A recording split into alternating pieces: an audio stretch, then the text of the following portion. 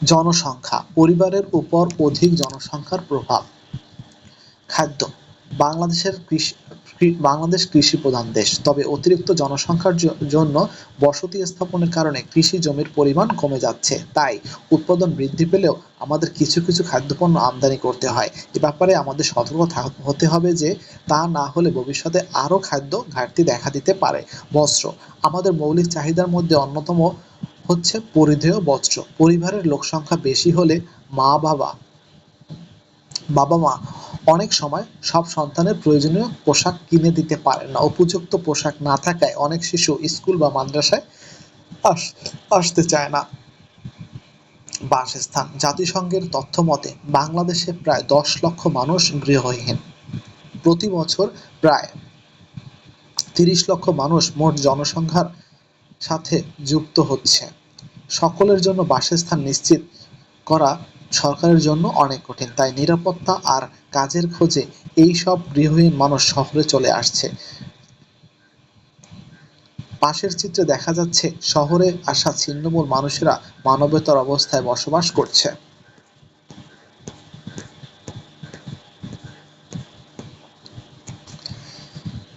সমাজের উপর অধিক জনসংখ্যার প্রভাব। শিক্ষা, সমাজের অগ্রগতিতে শিক্ষা অত্যন্ত গুরুত্বপূর্ণ ভূমিকা পালন করে। আমাদের মোট জনসংখ্যার 27.70% এখনো অক্ষর জ্ঞানহীন। দরিদ্রতার কারণে অনেক পিতামাতা তাদের সন্তানদের বিদ্যালয়ে পাঠাতে পারেন না। এমনকি বিদ্যালয়ে ভর্তি হলে অনেক শিশু পরিবারের কাজে সাহায্য করতে গিয়ে লেখাপড়া শেষ না করে ঝরে পড়ে। স্বাস্থ্য, আমাদের দেশে জনসংখ্যার তুলনায় চিকিৎসকের সংখ্যা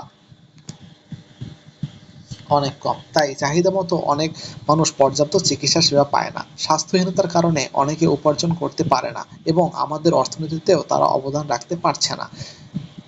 পরিবেশ, অতিরিক্ত জনসংখ্যার ফলে পরিবেশের উপর ক্ষতিকর প্রভাব পড়ছে। মানুষ গাছপালা কেটে বাড়িঘর তৈরি করছে।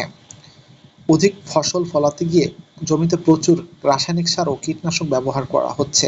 এতে পুকুর ও নদীর পানি দূষিত হচ্ছে। ভূগর্ভের পানি উত্তোলনের কারণে সামগ্রিকভাবে আমাদের পরিবেশ ও জলবায়ুর উপর ক্ষতিকর প্রভাব পড়ছে। জনসংখ্যাকে জনসম্পদে রূপান্তর, একটি দেশের অর্থনৈতিক উন্নয়নের অন্যতম শর্ত হল দক্ষ জনশক্তি। দক্ষ জনশক্তির মাধ্যমেই মূলধন ও প্রাকৃতিক সম্পদের সুষ্ঠু ব্যবহার করা সম্ভব। আমাদের মূলধন বা অর্থ কম থাকতে পারে, কিন্তু আমাদের কিন্তু প্রাকৃতিক মানব সম্পদ রয়েছে। কিন্তু আমরা কিভাবে আমাদের এই বৃহৎ সম্পদকে কাজে লাগাতে পারি? মূলধন, অর্থনৈতিক উন্নয়ন, প্রাকৃতিক সম্পদ, মানব সম্পদ। প্রথমত, তুলনামূলক দক্ষ জনসম্পদ রপ্তানির মাধ্যমে আমরা প্রচুর বৈদেশিক মুদ্রা আয় করার সুযোগ আছে। প্রথমত, তুলনামূলক দক্ষ জনসম্পদ রপ্তানির মাধ্যমে আমাদের প্রচুর বৈদেশিক মুদ্রা আয় করার সুযোগ আছে। বিদেশে কর্মরত আছে আমাদের দেশের নানা পেশার মানুষ। তাদের উপার্জিত অর্থ পরিবারের আর্থিক চাহিদা পূরণ করে দেশের অর্থনীতিকে সমৃদ্ধ করছে। দ্বিতীয়ত, আমাদের শিক্ষার মান উন্নত করা, যাতে আমাদের জনগণ দক্ষ মানব সম্পদে পরিণত হতে পারে। সরকারি সহায়তায় বৃত্তিমূলক প্রশিক্ষণ কর্মসূচির ব্যবস্থা করে এই শ্রমিকদের দক্ষ শ্রমশক্তিতে রূপান্তর করা যায়। তৃতীয়ত, কারিগরি প্রশিক্ষণ কেন্দ্রে বিভিন্ন কাজের প্রশিক্ষণ দেয়া, যাতে তারা নতুন কোনো শিল্পের বিকাশে সহায়তা করতে পারে, যেমন যন্ত্রপাতি শিল্প। জনসংখ্যা সমস্যার সমাধান। খাদ্যের উৎপাদন বাড়াতে হবে। বাসস্থান, গৃহ নির্মাণে সরকারি ও বেসরকারি পর্যায়ে বিনিয়োগ বাড়াতে হবে। পরিবেশ দূষণ রোধ করতে হবে, যাতে মানুষের জীবনযাপনের মান বৃদ্ধি পায়। স্বাস্থ্য, পুষ্টি নিশ্চিত করতে হবে এবং স্বাস্থ্যসেবা প্রদানে সরকারি সহায়তা বাড়াতে হবে।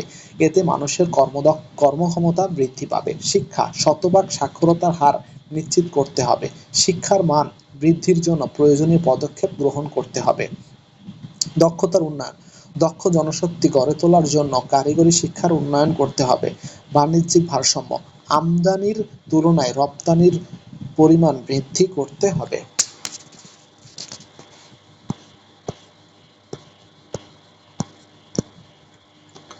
জলবায়ু ও দুর্যোগ। জলবায়ু পরিবর্তন কোনো স্থানের স্বল্প সময়ের গড় তাপমাত্রা ও গড় বৃষ্টিপাতকে আবহাওয়া বলে। কোনো স্থানের স্বল্প সময়ের কোনো স্থানের স্বল্প সময়ের গড় তাপমাত্রা ও গড় বৃষ্টিপাতকে আবহাওয়া বলে। জলবায়ু হলো কোনো স্থানের বহু বছরের আবহাওয়ার গড় অবস্থা। সাধারণত 30 থেকে 40 বছরের বেশি সময়ের আবহাওয়ার গড়কে জলবায়ু বলে। প্রাকৃতিক অবস্থান এবং জলবায়ুগত কারণে বাংলাদেশে বন্যা, ঘূর্ণিঝড়, ভূমিকম্পের মতো নানা প্রাকৃতিক দুর্যোগের ঝুঁকি রয়েছে। বিভিন্ন কারণে বিশ্বের জলবায়ু বদলে যাচ্ছে। এর একটি অন্যতম কারণ মানব সৃষ্ট দূষণ, যেমন শিল্প, কলকারখানা ও যানবাহনের ধোঁয়া। এর ফলে বিশ্বের তাপমাত্রা বেড়ে যাচ্ছে। তাপমাত্রা বেড়ে যাওয়ায় একদিকে বরফ গলে যাচ্ছে, অন্যদিকে জলাশয় শুকিয়ে যাচ্ছে, ফলে পরিবেশের ক্ষতি হচ্ছে। বাংলাদেশের জলবায়ু পরিবর্তনের প্রভাবে যা যা ঘটছে: গড় তাপমাত্রা বৃদ্ধি পাচ্ছে, অতিবৃষ্টি বা অনাবৃষ্টি হচ্ছে, ঘূর্ণিঝড়ের প্রকোপ বেড়ে যাচ্ছে, বারবার ভয়াবহ বন্যা হচ্ছে, মাটির লবণাক্ততা বেড়ে কৃষি জমির ক্ষতি হচ্ছে, গাছপালা ও বিভিন্ন প্রাণী ধ্বংস হয়ে যাচ্ছে, ভূগর্ভস্থ পানির স্তর নিচে নেমে যাচ্ছে। জলবায়ু পরিবর্তনের মাত্রা ব্যাপক হলে প্রাকৃতিক দুর্যোগের সম্ভাবনা বেড়ে যায়। ধারণা করা হয় জলবায়ু পরিবর্তনের ফলে 2050 সালের মধ্যে বাংলাদেশের 20% এলাকা সমুদ্রে তলিয়ে যেতে পারে। এতে খাদ্য উৎপাদন, বাড়িঘর, স্বাস্থ্য ও কর্মসংস্থান ভয়াবহ ক্ষতির সম্মুখীন হতে পারে। তাই এই দুর্যোগের ঝুঁকি মোকাবেলায় বাংলাদেশ সরকারের বিভিন্ন মন্ত্রণালয়, বিশেষত দুর্যোগ ব্যবস্থাপনা ও ত্রাণ মন্ত্রণালয় কাজ করে যাচ্ছে। নদী ভাঙ্গন। বাংলাদেশে অসংখ্য নদী রয়েছে। এদেশের অনেক জায়গাতেই নদী ভাঙ্গনের প্রবণতা দেখা যায়। নদীর পাড় ভেঙে যাওয়ার ফলে আমাদের মূল্যবান কৃষিজমি, বাড়িঘর, সড়ক, শিক্ষা প্রতিষ্ঠান ও হাট-বাজার বিলীন হয়ে যায়। ফলে আমাদের সামাজিক অর্থনৈতিক জীবন ব্যাপকভাবে ক্ষতিগ্রস্ত হয়। নদী ভাঙ্গনের একটি অন্যতম নদী ভাঙ্গনের একটি অন্যতম প্রাকৃতিক বন্যা নদী ভাঙ্গনের একটি অন্যতম প্রাকৃতিক কারণ। বন্যার অতিরিক্ত পানির স্রোত ও ঢেউ নদীর পাড়ে আঘাত হানে, ফলে বন্যার সময় নদী ভাঙ্গন শুরু হলে তা মারাত্মক রূপ ধারণ করে। নিচে মানবসৃষ্ট কারণগুলো নদীর পাড় ভাঙনের জন্য দায়ী: নদী থেকে বালি উত্তোলন, নদীর তীরবর্তী গাছপালা কেটে ফেলা। মানবসৃষ্ট ও প্রাকৃতিক কারণে অনেক সময় নদীর স্বাভাবিক প্রবাহ ক্ষতিগ্রস্ত হয়।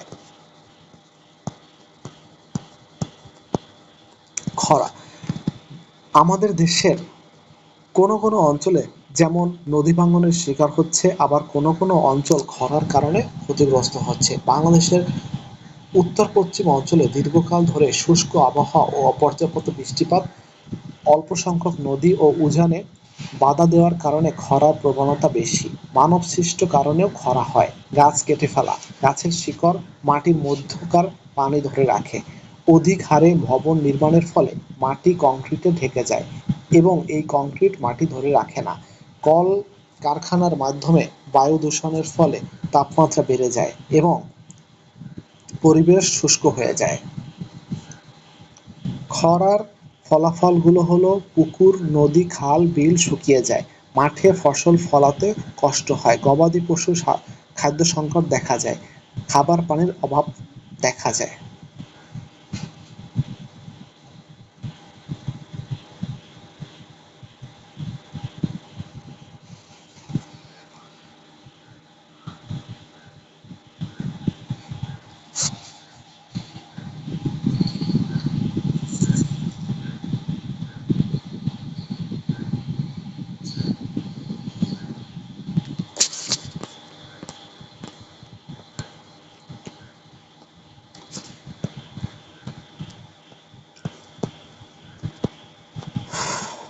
ভূমিকম্প।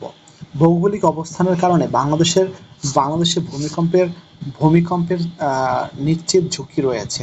পাশের মানচিত্রে এলাকা ১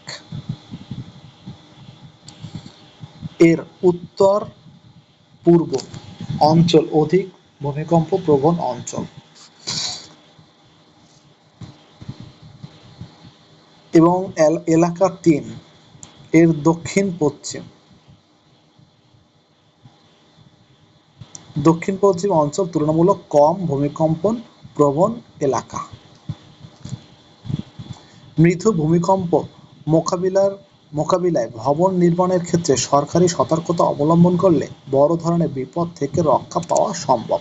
বড় ধরনের ভূমিকম্প হলে এর দ্বিতীয় ঝুঁকি হিসেবে সুনামি ও বন্যা হওয়ার আশঙ্কা রয়েছে। মানবাধিকার। 1948 সালের 10ই ডিসেম্বর জাতিসংঘ মানবাধিকার সার্বজনীন ঘোষণাপত্র অনুমোদন করে। এই ঘোষণাপত্র অনুযায়ী জাতি, ধর্ম, বর্ণ, বয়স, নারী পুরুষ, আর্থিক অবস্থা ভেদে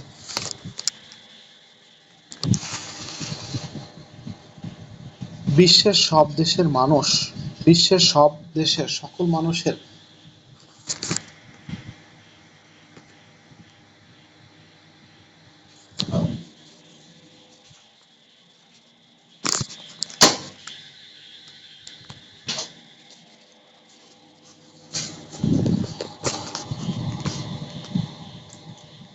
এই ঘোষণাপত্র অনুযায়ী জাতি, ধর্ম, বর্ণ, বয়স, নারী পুরুষ ও আর্থিক অবস্থা ভেদে বিশ্বের সব দেশের সকল মানুষের কিছু অধিকার আছে। এই অধিকারগুলো হচ্ছে মানবাধিকার।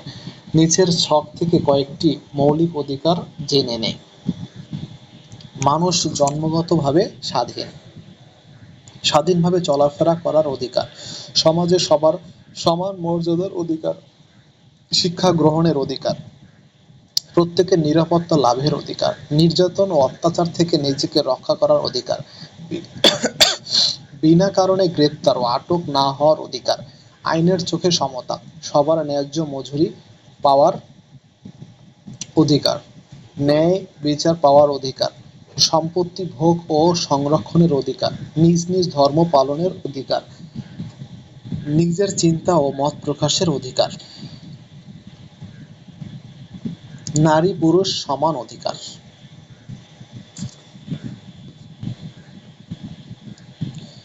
অটিস্টিক শিশুর অধিকার।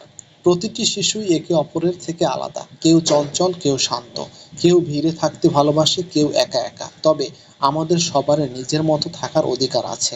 উদাহরণ হিসেবে আমরা অটিস্টিক শিশুদের কথা জানতে পারি। অটিস্টিক শিশুরা অটিজম সমস্যায় আক্রান্ত। অটিজম কোনো মানসিক রোগ নয়, মস্তিষ্কের একটি বিকাশগত সমস্যা। এ ধরনের শিশুদের দলে কাজ করতে অসুবিধা হয়, অন্যের স্পর্শেও তারা আঁতকে ওঠে, তাদের ভাষার ব্যবহারও ভিন্ন, তারা একই কাজ একটানা করতে থাকে। তাদের বিশেষ যত্ন নিলে তারাও সমানভাবে বিকশিত হওয়ার সুযোগ পাবে। অটিস্টিক শিশু শারীরিকভাবে সম্পূর্ণ সুস্থ। কোনো একটি বিশেষ জিনিসের প্রতি প্রবল আকর্ষণ থাকে এবং সেটি সব সময় সাথে রাখে। তারা হয়তো কোনো খেলনা নিয়ে না খেলে বরং শক্ত করে ধরে বসে থাকে, গন্ধ নেয় বা ঘন্টার পর ঘন্টা সেগুলোর দিকে তাকিয়ে থাকে। কোনো একটি অটিস্টিক শিশু অন্য শিশুদের মতোই লেখাপড়া করতে পারে, সকল কাজ বা বিষয় একই নিয়মে করতে চায়। দৈনিক কাজের রুটিন বদল হলে খুবই উত্তেজিত হয়। তারা আলো, শব্দ, গতি, স্পর্শ, ঘ্রাণ বা স্বাদের ক্ষেত্রে অতি সংবেদনশীল থাকে। যেমন সংবেদনশীল ত্বকের কারণে কোনো বিশেষ ধরনের কাপড় পরতে চায় না। কোনো অটিস্টিক শিশু চমৎকার প্রতিভার অধিকারী হয়, যেমন ছবি আঁকা, অঙ্ক করা বা গান গাওয়া।